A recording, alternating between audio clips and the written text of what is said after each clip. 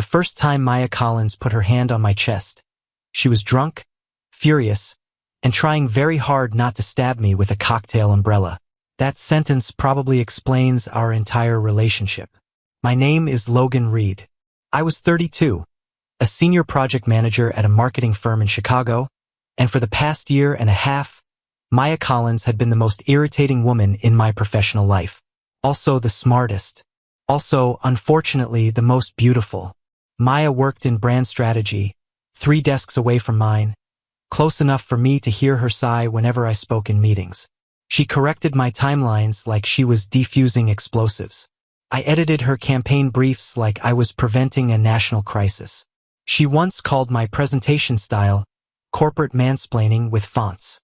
I once told her one of her campaign slogans sounded like a perfume ad written during a power outage. We were adults, technically, but whenever Maya and I ended up in the same conference room, everyone else got very quiet, like they were watching 2 people argue with knives hidden under the table. That Friday night was supposed to be simple. Our company had just landed the Morrison Hotels account, and Grant Holloway, our creative director, rented out the back room of a cocktail bar downtown to celebrate. There were speeches, tiny appetizers, expensive drinks, and at least 12 people pretending Grant had not spent the last month taking credit for everyone else's work, especially Maya's. I was standing near the bar with one drink I had barely touched, checking my phone and planning my escape, when Maya appeared beside me. Not walked, peered, like a beautiful problem. She wore a black dress, a camel coat over one arm, and the expression of a woman who had spent the evening imagining how to legally ruin someone's life. "You're still here," she said. "So are you. I'm celebrating. You look like you're about to challenge the furniture to a fight." She pointed at me with a cocktail umbrella. "You don't get to be funny tonight." I wasn't trying. That's worse. Her eyes were sharper than usual, but her balance was not. She leaned one hand on the bar, missed slightly, recovered, and pretended nothing had happened. I looked at the drink in front of her. "How many of those have you had?" "Enough to survive Grant's speech." "That could mean 2 or 12. "It means enough." I glanced across the room. Grant stood near the windows, laughing with 2 clients, one hand in his pocket, the other holding a glass of whiskey like he had personally invented success. 5 minutes earlier, he had toasted the Morrison campaign and called the winning concept the result of my leadership and creative discipline. Maya had written the entire strategy. Everyone knew it. No one said it, including me. That bothered me more than I wanted to admit. "It was your pitch," I said. Maya turned toward me slowly. "What?" "The Morrison concept. It was yours." For once, she didn't have an immediate comeback. Her expression shifted, just slightly, like she hadn't expected me to notice. Then she laughed once, short and disbelieving. "Careful, Reed. Compliments from you feel like legal traps. I can put it in writing if that helps. Your writing is mostly bullet points and emotional distance. Efficient emotional distance." She almost smiled. Almost. Then the smile disappeared. "He didn't even say my name." I looked at Grant again. "No. He didn't." Maya stared down at her glass. "I spent 6 weeks building that strategy." "I know. You argued with half of it. I argued with the rollout schedule. You called the demographic bridge unrealistic." "It was." She narrowed her eyes. "But the idea was strong." There it was again. That tiny pause. The kind that felt more dangerous than any argument we'd ever had. Maya looked at me like she was trying to decide whether I had just insulted her or defended her. Then she said quietly, "You noticed." "Unfortunately, I notice a lot." "That must be hard for you." "Every day." She laughed. A real laugh. Not the clipped office one. Not the sharp little sound she used when someone said something stupid in a meeting.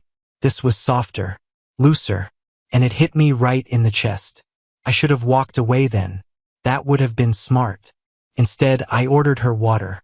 10 minutes later, she stood up too quickly, took one confident step, and nearly introduced herself face first to a ficus in the corner. I caught her by the elbow. She grabbed the front of my shirt with one hand. Her palm landed flat against my chest. For a second, neither of us moved. Her eyes lifted to mine. Close. Too close.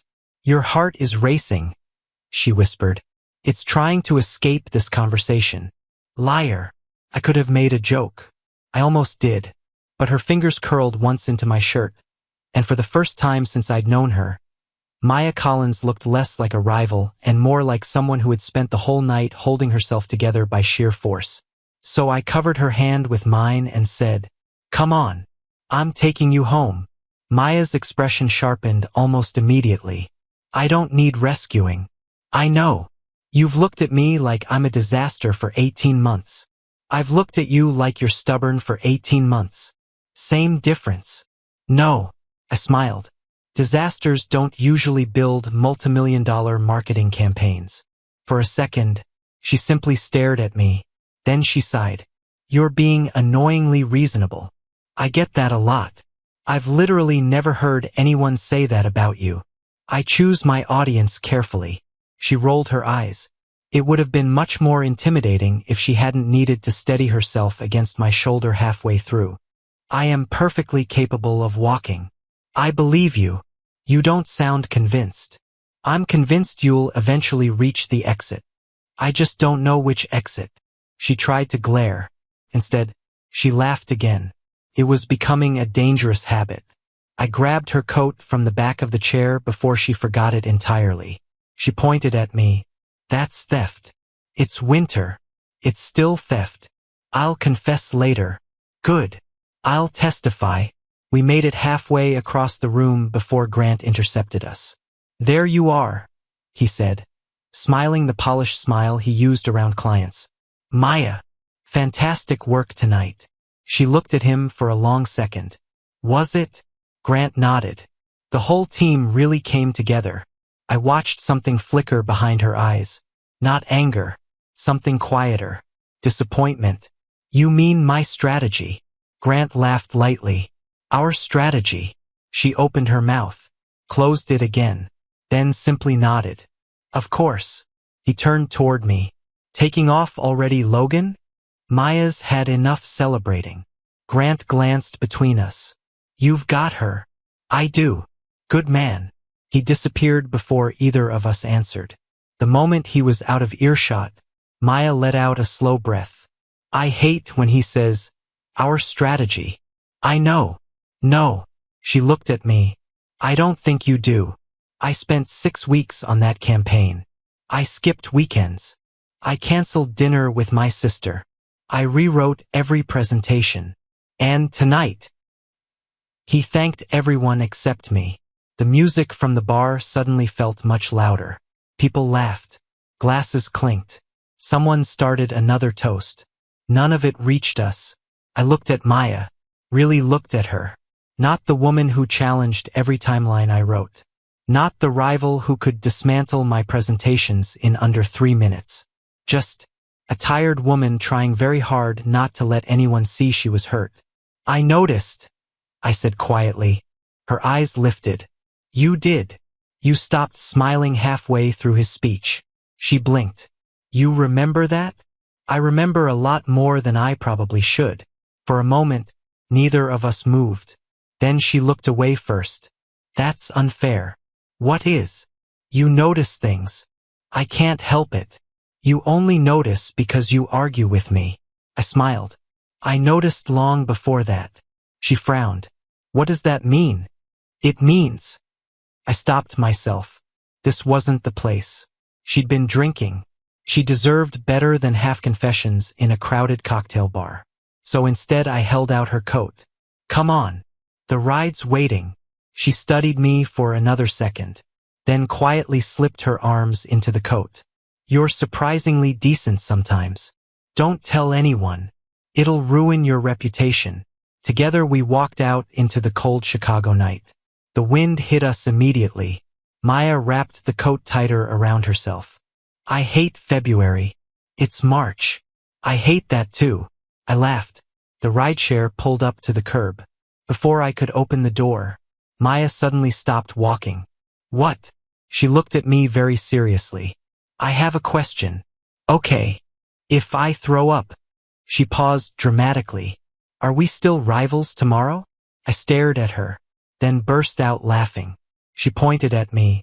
I knew it. You think this is funny. I absolutely do. She smiled triumphantly. Good. Because I was joking. She leaned closer. I already threw up. My smile disappeared instantly. When? She couldn't hold it anymore. She started laughing so hard she had to grab my arm to stay standing. Oh my God. You should have seen your face.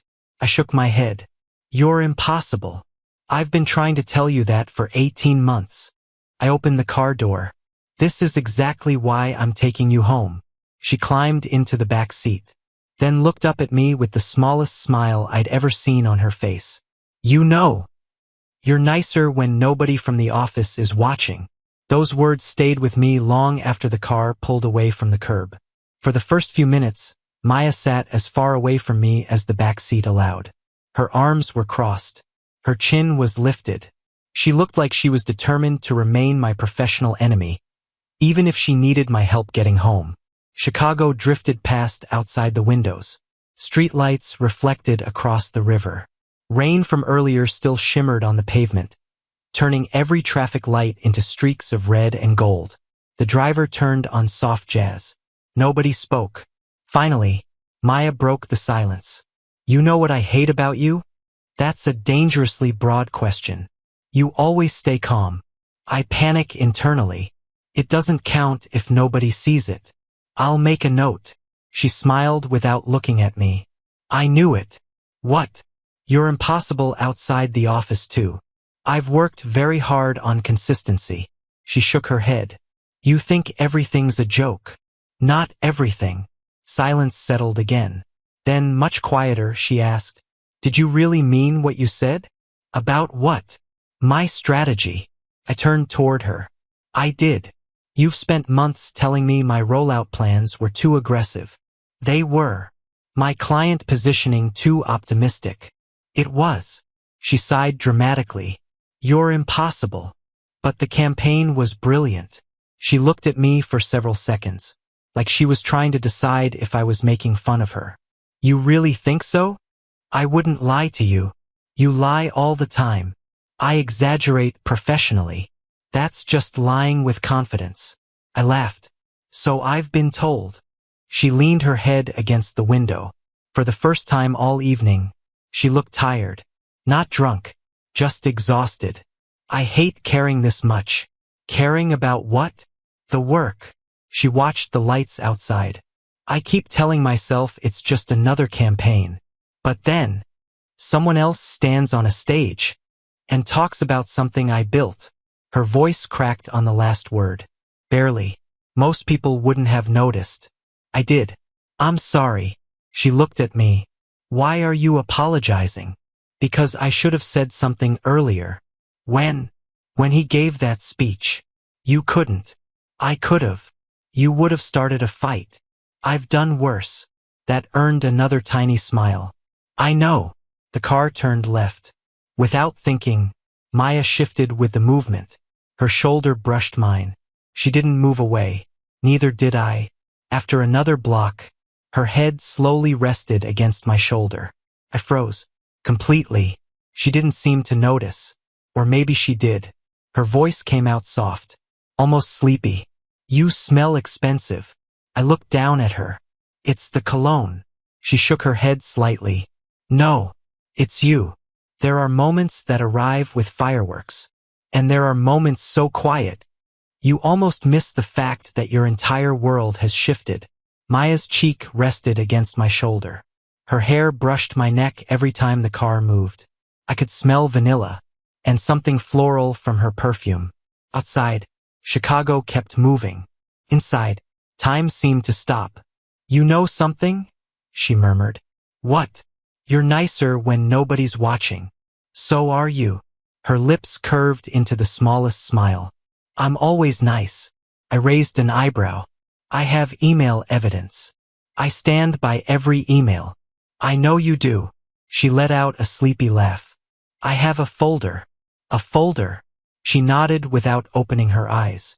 Called She paused dramatically. Logan being insufferable. I couldn't help smiling. That's a long folder name. It has subfolders. I'm almost afraid to ask. Mostly timelines. One specifically for your passive-aggressive bullet points. They were informative bullet points. They were emotionally violent bullet points. The driver chuckled quietly from the front seat. Maya opened one eye. Don't encourage him. I'm trying very hard not to, the driver admitted. She sighed. Everybody likes him tonight. I'll recover. She looked up at me again. You know what's annoying? What? I was supposed to hate you forever. My heartbeat sped up. And, she looked back out the window. You're making that very inconvenient. Before I could answer, the car slowed in front of a brick apartment building in Logan Square. The driver glanced into the mirror. We're here. Neither of us moved immediately. Somehow, the ride had felt far too short. The rideshare rolled to a stop in front of a 4-story brick building with ivy climbing one side and warm light glowing through the lobby windows. The driver shifted into park. We made it. Maya opened one eye. I had complete confidence in you. You fell asleep. I was supervising. With your eyes closed. The safest kind. I laughed under my breath. The driver smiled into the rearview mirror. I'll let you two debate that. I climbed out first and walked around to her side. By the time I opened the door, Maya had already tried to stand on her own. It lasted approximately 2 seconds. She stepped onto the sidewalk, immediately lost her balance, and grabbed the front of my blazer. Again, I blame the pavement. The pavement seems innocent. It's slanted. It isn't. You work for Big Sidewalk now? I signed an NDA. She stared at me, then burst into another laugh. You really do have an answer for everything. Occupational hazard. She shook her head. No. Coping mechanism. That one landed closer than she probably intended. I didn't answer. Instead, I offered her my arm. She looked at it for a second. I don't usually accept help. I've noticed. It's overrated. So is falling on concrete. She sighed dramatically. Fine. But only because my dignity already left the bar. She slipped her hand around my arm. Felt strangely natural. The lobby smelled faintly of fresh paint and coffee. An old elevator hummed somewhere above us. A couple walked past carrying grocery bags. Nobody looked twice at us. We waited for the elevator. Maya leaned lightly against my shoulder. You know. What? I thought you'd leave. At the bar. She nodded. I figured you'd enjoy watching me embarrass myself. I don't enjoy that. You enjoy winning. Against clients. Against impossible deadlines. Against Excel. She looked at me sideways. But not against you. The elevator doors opened before I could answer. Apartment 4C. She pressed the button. Then frowned at the panel. Did I? You did. I don't trust elevators. They've never done anything to you. They know what they did. I couldn't help smiling. When the doors opened again, she pointed confidently down the hallway. Left. We walked 5 steps. She stopped. No. Right? We turned around. Halfway back she sighed. I've lived here for 3 years. I was wondering. You are absolutely forbidden from mentioning this on Monday. I'll forget everything. You won't. I probably won't. She nodded. I respect the honesty. We stopped outside apartment 4C. Maya searched through her purse, pulled out lipstick, a receipt, pen, 3 packets of sugar. No keys. There. She frowned. Somewhere. Another minute passed. Finally she looked at me. I think my purse is against me. May I? She handed it over with exaggerated suspicion. If you steal my wallet, I'll buy you a new one. If you steal my chapstick, we're enemies again. I'll take my chances. The keys were in the smallest zippered pocket imaginable. I held them up. You hid them well. I like a challenge. For yourself. It builds character. I slid the key into the lock. Before I could turn it, the door opened from the inside. A woman around Maya's age stood there wearing oversized pajamas, her dark hair tied into a messy bun, a bowl of popcorn in one hand. She looked at Maya, then at me, then at Maya's hand still resting around my arm. Her eyebrows climbed slowly toward her hairline. "Oh," she said, very slowly. "So." Her smile spread wider. "You're Logan." Maya's eyes opened all the way. "Tessa." "No, don't." Tessa ignored her completely. She looked straight at me, then laughed. "So, you're the man she talks about every single night." The hallway went completely silent. Maya closed her eyes. "I'm moving." Maya didn't even open her eyes. "I'm moving," she repeated. Tessa leaned against the doorframe, completely ignoring her. "I've been waiting months to meet you." I blinked. "I'm sorry." "What?" Maya finally looked at me. "She's lying." "I'm absolutely not," Tessa said. Then she pointed at her sister. "Do you know how many conversations in this apartment start with?" She cleared her throat dramatically. "Logan Reed is the most infuriating man I've ever met." Maya covered her face with one hand. "Oh God. And do you know how those conversations usually end?" "Tessa." "No, this is my moment." She smiled at me. "But he actually had a good point." I looked at Maya. She looked at the ceiling. "I can explain." "I'm listening." "You shouldn't." Tessa stepped aside. "Come in. I've made tea. I also have popcorn." "Moral support requires snacks." Maya groaned. "I cannot believe we're related." "I can." I followed them inside. The apartment looked exactly the opposite of Maya's office personality. Books everywhere. Plants hanging near the windows. Paintings leaned against one wall. A record player sat beside a shelf full of novels. Felt warm, comfortable, lived in. Nothing like the perfectly organized woman who color-coded project folders. "Take a seat," Tessa said. "I'll get water." "I'll disappear in exactly 30 seconds. "You won't," Maya muttered. "I definitely won't." I helped Maya out of her coat. She tried to pretend she didn't need help. She almost fell over removing one boot. "Caught you," I said. "I slipped strategically." "Of course." She sat on the couch with exaggerated dignity, then immediately began trying to unzip the other boot. Without much success. "May I?" She looked at me suspiciously. "If you make one Cinderella joke, I'll resign." "Good answer." I crouched in front of her, carefully unzipped the boot, slid it off. For just a second, her foot relaxed in my hand. She looked down at me. "Thank you." The sarcasm was gone. Completely. "You're welcome." Our eyes met. Neither of us looked away.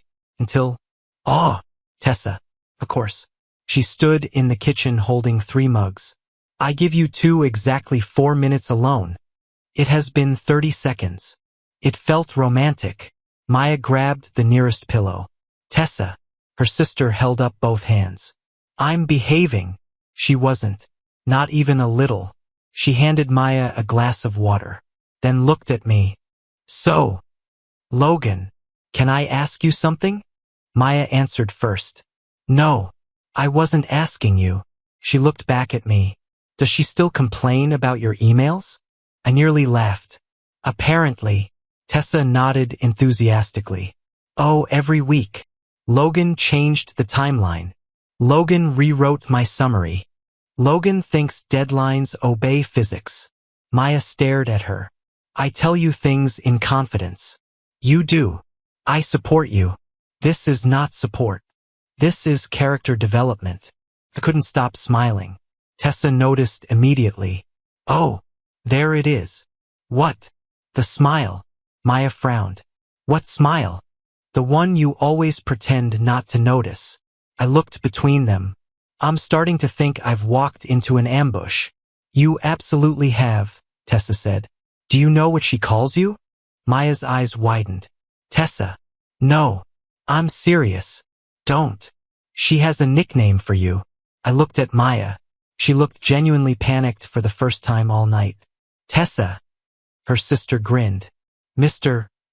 Bullet Points." Silence. Then I laughed. actually deserve that. Maya covered her face. I am never speaking again. Oh, that's optimistic, Tessa said. You'll absolutely complain about him tomorrow. I will not.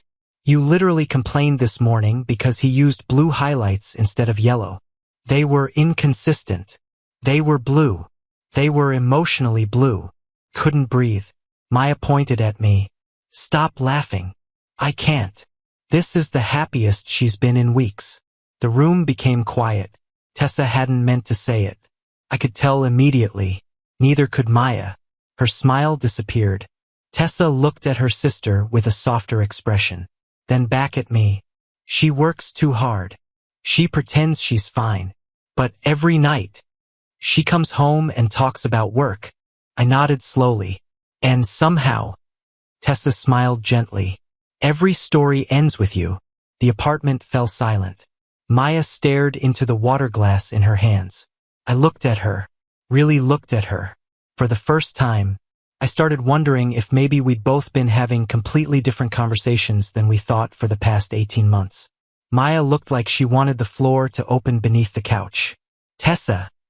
Her voice came out somewhere between a warning and a plea. Please. Tessa immediately raised both hands. Okay. I'm done. You've embarrassed yourself enough without my help. I hate you. No. She smiled. You love me. Unfortunately. Tessa laughed, then disappeared into the kitchen with the empty glasses. I'll make tea, and I promise not to expose any more emotional evidence. Maya waited until she was gone. Then she covered her face with both hands. I'm so sorry. I sat down in the armchair across from her. For what? For all of that. I didn't know you had a nickname for me. She groaned. Can we pretend you never heard it? I don't think I can. It was supposed to stay in this apartment. I feel honored. You shouldn't. I really shouldn't. For a second, neither of us spoke. Then Maya looked at me over her fingers. You think I'm ridiculous now? I frowned.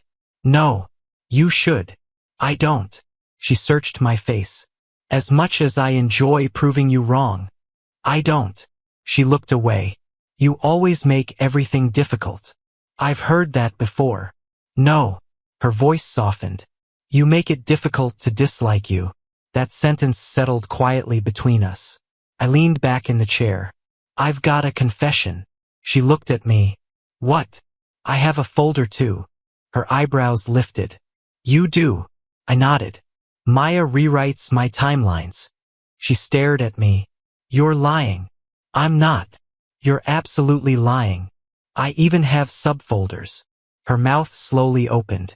What are they called? I counted on my fingers. Aggressively helpful. Impossible deadlines. Emails that somehow ended with me losing the argument. She tried not to laugh. Failed completely. You're impossible. I learned from the best. She shook her head. No. You learned from survival. We smiled at each other. The rivalry suddenly felt different. Like two people remembering why they enjoyed arguing in the first place. Tessa returned carrying 3 mugs. She looked between us. Oh, there they are. What? The smiles. We're not smiling. You both are. Maya immediately straightened her face. I am not. You absolutely are. Tessa handed us tea, then sat in the chair beside the window. So, I'm changing the subject. Please do. Maya muttered. Tessa nodded. Logan, what made you bring her home? I answered without thinking. She would have tried to walk. I would have. And probably fallen. I would have fallen gracefully. You nearly lost a fight with a ficus. Maya pointed at me. The plant started it. Tessa burst into laughter. I believe that. I don't. You weren't there. I've known you your whole life. Fair. Tessa smiled into her mug. You know. I've never seen her let anyone help. Maya looked down. I can open my own doors. I know. I didn't help because I thought you couldn't. She looked back at me. Then why? Because I didn't want you doing it alone. The room became very quiet. Even Tessa stopped smiling. Maya stared into my eyes, like she was trying to figure out whether I meant the sentence or something much bigger. Finally, she asked, "Are you always this nice when nobody from work is around?" I smiled. "No, only around people I actually care about." Her breath caught, just enough for me to notice. Then she looked away before I could see what came next. Tessa stood up. "I'm suddenly remembering I have laundry." Maya frowned. "At 10:30? It became urgent." "Tessa." "What?" "I think the dryer misses me." She disappeared down the hallway. Neither of us believed her. The apartment fell silent again. Just Maya and me. For the first time, without anyone else in the room. For a long moment, neither of us spoke. The apartment suddenly felt much quieter than before. Somewhere down the hall, I heard a washing machine start. Tessa. She deserved an award for pretending to have laundry. Maya wrapped both hands around her mug. "I can't believe she said all of that." "I'm glad she did." Her eyes lifted. "You are. I would have never guessed." "Guessed what?" "That you talk about me." She let out a small, embarrassed laugh. "I complain about you. You've made that very clear." "I complain professionally. I've been informed there are subfolders." She covered her face again. "I am never trusting my sister." "I don't think you ever did." "No." She smiled. "I just keep forgetting how dangerous she is." I leaned back in the chair. "So?" She looked at me cautiously. "So? Do I really get weekly reports?" Her cheeks turned pink. "They're not reports." "What are they?" "They're—" She searched for a word. "Processing." "Processing." I come home. I tell Tessa what happened. She listens. Sometimes she laughs. Usually at me. I don't judge. You absolutely judge. Internally. She smiled. I knew it. I looked around the apartment again. The paintings caught my attention. One canvas leaned against the bookshelf. It showed a rainy Chicago street. People crossing beneath umbrellas. Warm yellow lights reflected on wet pavement. It was beautiful. "You painted these?" Maya followed my gaze. "Oh, yeah. Mostly when I can't sleep." I stood and walked closer. "They're incredible." She shrugged. "They're just studies." "No." I looked at the brushstrokes. "The light. The reflections. It feels alive." She watched me instead of the painting. "I've never shown anyone from work." "I'm honored." "You shouldn't be." "Why not?" "Because then you'll know I have hobbies." "I already suspected." "You did." "I've never met anyone who argues that passionately about color palettes without secretly loving art." A quiet laugh escaped her. "You notice too much." "I've heard." She stepped beside me, close enough that our shoulders almost touched. "I painted that one after a meeting." "Which meeting?" "The one where you completely destroyed my presentation." "I remember. I went home furious." "I figured." "I painted until 3 in the morning." I looked at the canvas again. "It doesn't look angry." She smiled. "It wasn't." "What was it?" She looked out the window. "It was disappointing. Because I wanted you to be wrong." My eyes met hers. "And you weren't." For a second, the room disappeared. No office. No deadlines. No rivalry. Just Maya standing beside me, close enough that I could hear her breathing. "I owe you an apology," I said quietly. She frowned. "For what?" "There were meetings where I challenged you just because I enjoyed watching you argue back." She stared at me. "I know. You knew. You always smiled first." I blinked. "What?" "The tiny smile. Right before you disagreed with me. I thought I hid it." "You did. From everyone else." She folded her arms. "But not from me." Those words settled somewhere deep in my chest. Maybe we'd been paying attention to each other much longer than either of us wanted to admit. Maya looked at me for a long moment. "You really smiled?" "I thought I was being subtle." "You weren't." She laughed quietly. "I used to wait for it." "What?" "The smile. I knew if you smiled first, you were about to disagree with everything I just said." "I wasn't that predictable." You absolutely were. She leaned lightly against the bookshelf. You'd straighten your notes, adjust your watch, smile, and then destroy my timeline. I feel strangely exposed. You should. I couldn't help laughing. So, I folded my arms. When did you stop actually hating me? She looked down at her mug. I never hated you. The answer came so quickly that I almost missed it. You didn't. She shook her head. I was annoyed by you. Constantly. You challenged every idea I had. You made me rewrite things. You caught mistakes nobody else noticed. She smiled faintly. But you always treated my work like it mattered. I frowned. Of course it mattered. She looked up. You'd be surprised. Her voice softened. There are people who argue because they want to win. And there are people who argue because they think you're worth arguing with. You were always the second one. The room became quiet again. I didn't know what to say. Nobody had ever described me like that. Finally I smiled. You know.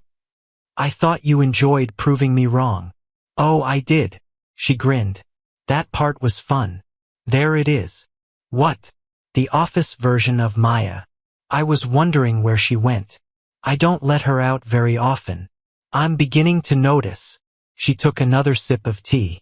So, my turn. Go ahead. When did you stop thinking I was impossible? I laughed. I never stopped. She pointed at me. I knew it. But I stepped closer. I also started looking forward to every meeting you were in. Her smile disappeared. You did. I knew if you were there, someone would actually challenge my ideas. You made me better. She stared at me. No one's ever said that before. They should. She looked away. Grant always says I'm difficult. Grant says whatever benefits Grant. That earned another smile.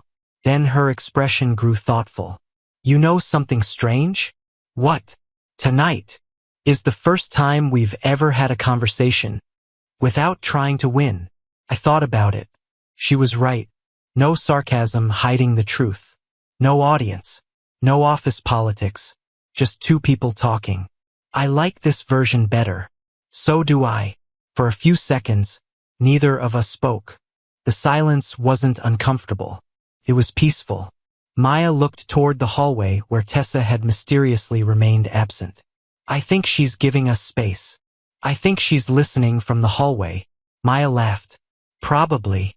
Then she looked back at me. Logan. Yeah. Thank you. For what? For seeing me tonight.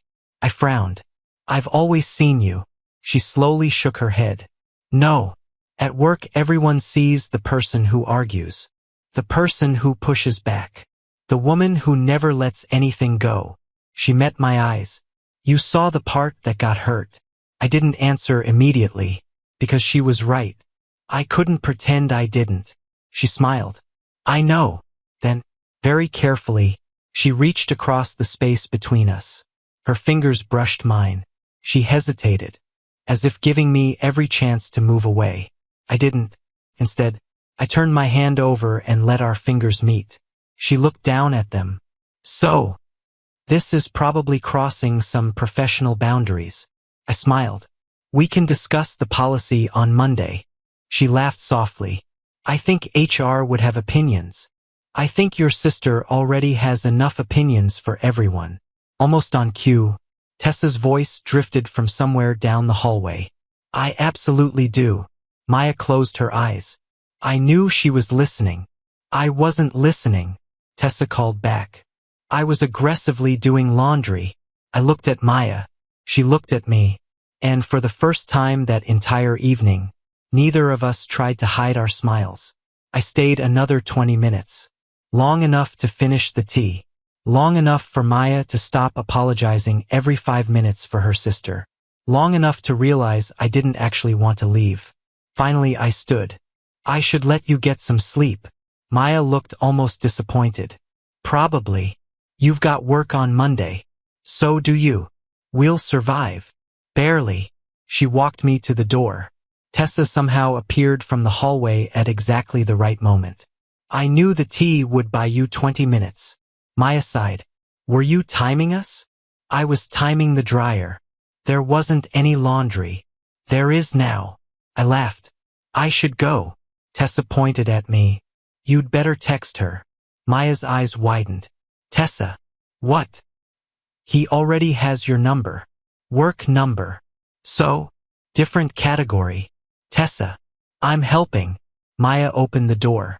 I'll call you tomorrow. Tessa looked between us. Oh. So we're skipping the awkward waiting game. I approve. Maya looked like she was considering becoming an only child. I stepped into the hallway, then turned back. Maya. She looked up. Get some sleep. I'll try. And I hesitated. The campaign really was brilliant. For a second, the joking disappeared. She simply looked at me. Thank you. The door closed gently. I stood there for another few seconds before walking toward the elevator. My phone buzzed before I even reached the lobby. Unknown number. I survived. A second message appeared almost immediately.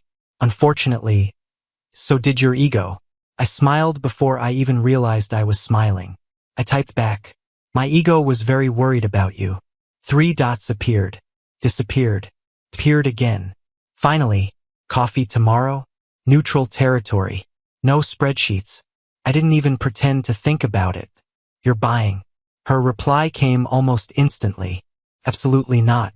Now you're starting to sound like yourself again. Good. I was worried. A small smile spread across my face. 11:00. Wicker Park? Deal. I slipped the phone back into my pocket.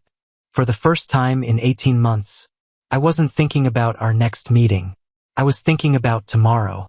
The coffee shop smelled like fresh cinnamon and roasted beans. I arrived 5 minutes early. Maya was already there. Of course she was. She sat by the window wearing a cream-colored sweater instead of one of her usual blazers. Her hair was down. No laptop. No notebook. No color-coded folders.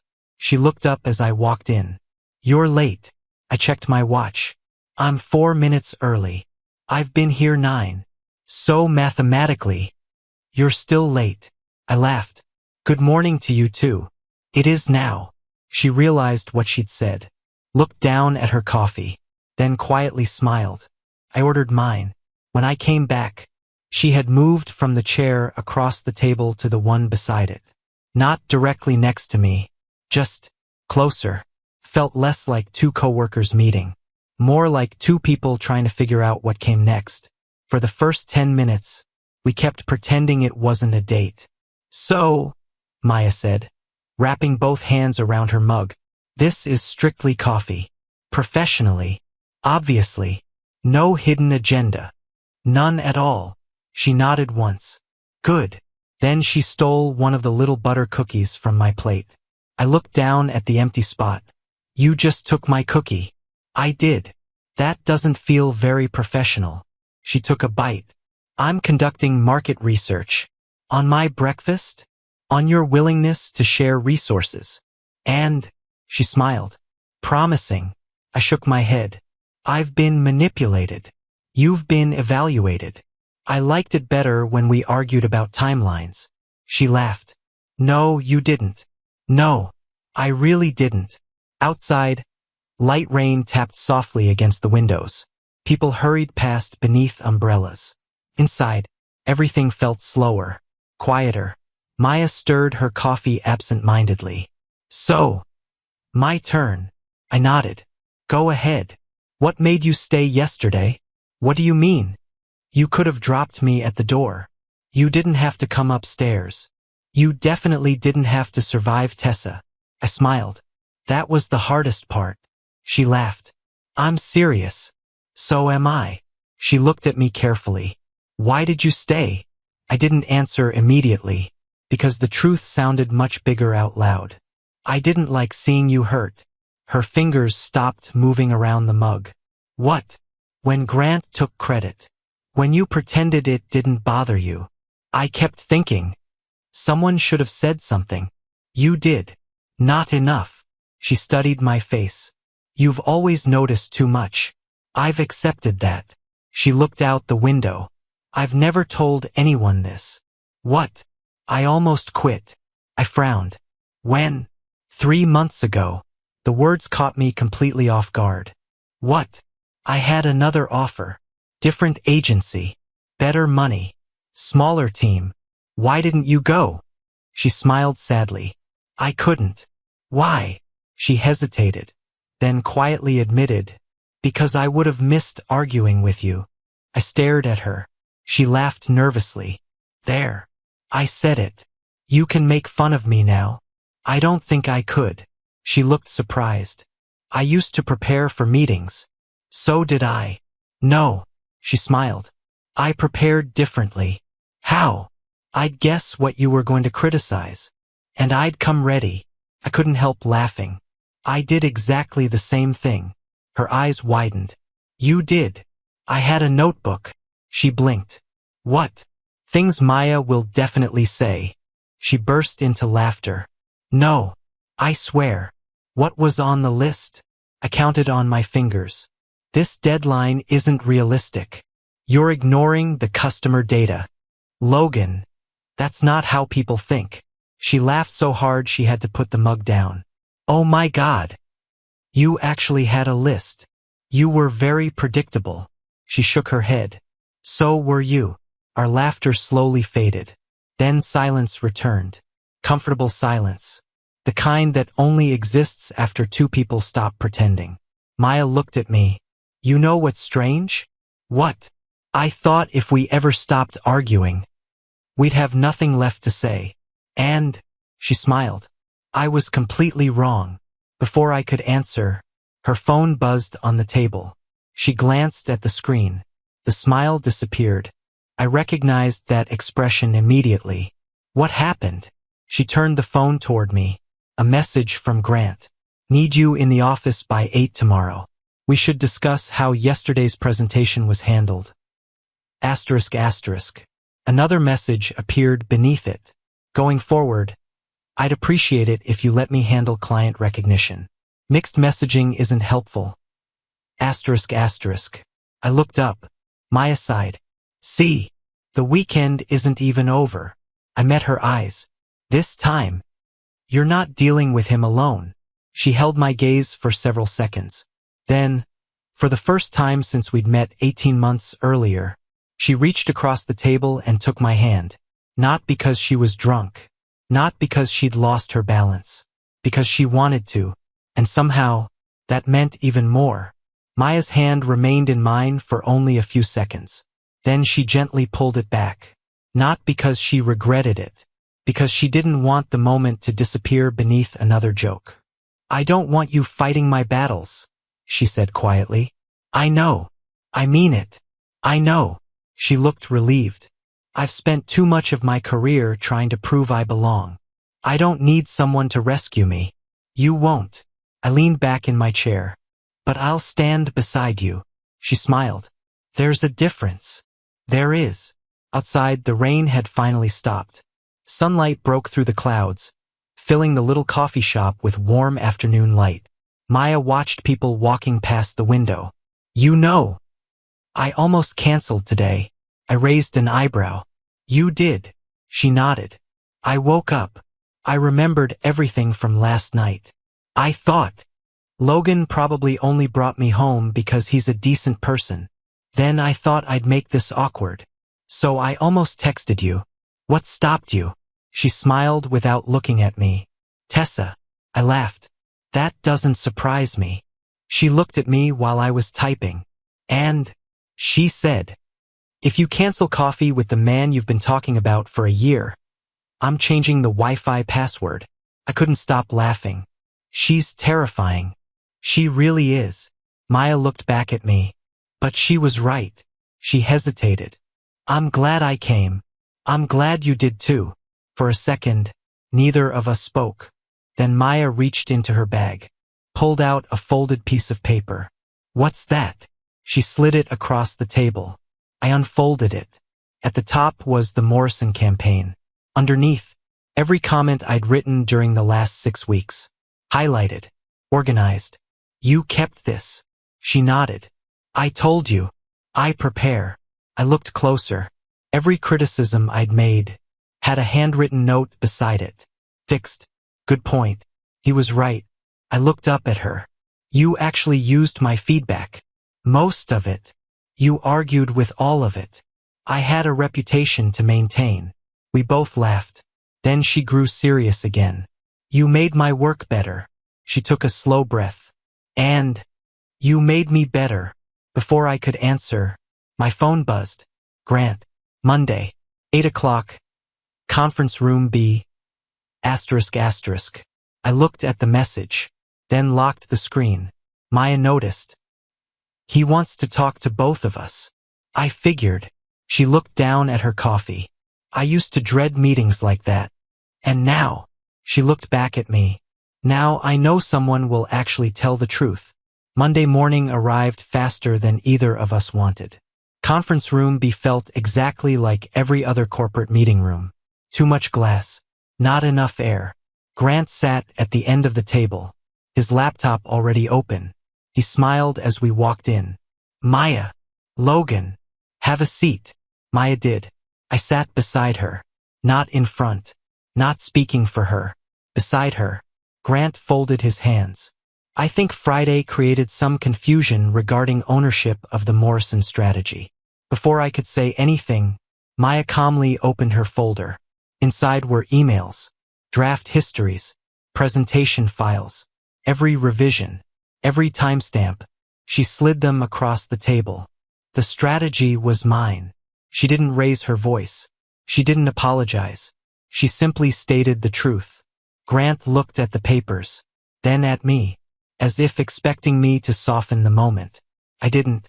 Instead I said quietly, everything she's saying is accurate. The room stayed silent for several long seconds. Finally Grant leaned back. I see. That afternoon, a company-wide email announced Maya Collins as the official strategy lead for the Morrison account. No small print. No shared credit. Just her name. When I walked back to my desk, she was waiting. You busy? She asked. Never. She smiled. Come with me. We stepped onto the rooftop terrace overlooking downtown Chicago. The wind lifted a few strands of her hair. She looked out over the skyline, then turned toward me. You kept your promise. I tried. No. She smiled. You did exactly what you said. You stood beside me. I looked at her. You never needed rescuing. I know. I just needed someone who believed me. I always did. Her eyes softened. Very slowly, she stepped closer, rested one hand against my chest, exactly where it had been on Friday night. Your heart, she whispered, is racing again. I smiled. It always does around you. She laughed quietly, then kissed me, not because she was tired, not because she'd been drinking, not because she'd lost her balance. She kissed me because she chose to. 1 year later, our office looked exactly the same, except one thing. Nobody waited for Maya and me to argue anymore. Instead, people waited for us to solve problems together. Every Friday afternoon, we left work at the same time. Every Sunday, she painted by the apartment window while I cooked. One evening, I walked into the kitchen and found a sticky note on the coffee machine. Still talking about you every night. Maya, I smiled. Walked into the living room. She looked up from her canvas. Were you snooping? It was on the coffee machine. I wanted to make sure you'd find it. I walked over, kissed her forehead. Mission accomplished. She smiled. So, still think I'm your office rival? I wrapped an arm around her shoulders. No. I looked at the painting she'd just finished. A rainy Chicago street. One black umbrella. 2 people standing underneath it. I think you were always the woman I just needed enough courage to see. What would you have done if your biggest office rival turned out to be talking about you every single night?